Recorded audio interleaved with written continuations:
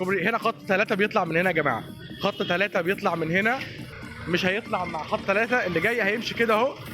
خلاص احنا كده تحت الكوبري، ده محل صغير خالص فمش هنعتبره فرع، ده واجهه بس على الكوبري بره. تمام، هندخل بقى كده وندخل يمين اهي يا جماعه، في يافطه فوق صغيره اهي كاتبين لك عليها اولاد سليم، ادخل يمين.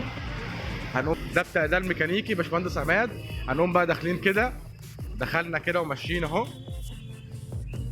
بوضح يا جماعه احنا فريق عمل كامل، بنجهز الصور وبنجهز وبنرد على الكومنتات وبنرد على الرسائل وبنعمل لكم العروض. فريق العمل ده بيشتغل لحساب مين؟ بيشتغل لحساب المحلات دي اولاد سليم، لازم تلاقي مكتوب اولاد سليم. فخدوا بالكم يا جماعه عشان لخبطت المفاهيم، التجاره حاجه والقرابه حاجه ثانيه خالص. احنا اولاد سليم مالناش اي اسماء اخرى، ولا تتبع اي فلان سليم ولا غيره ولا غيره ولا غيره، لازم تلاقي على المحل اولاد سليم، احنا مسؤولين عن كل منتج بنقدمه. هنا ده شارع احمد عرابي، شارع البحر، كافيه بلكونه جنبنا، وفي هنا شوار.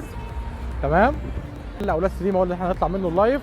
وفي يا جماعه الجنب الثاني اهو فندق تريب هناك اهو على الشمال، والنادي الرياضي على اليمين. تمام.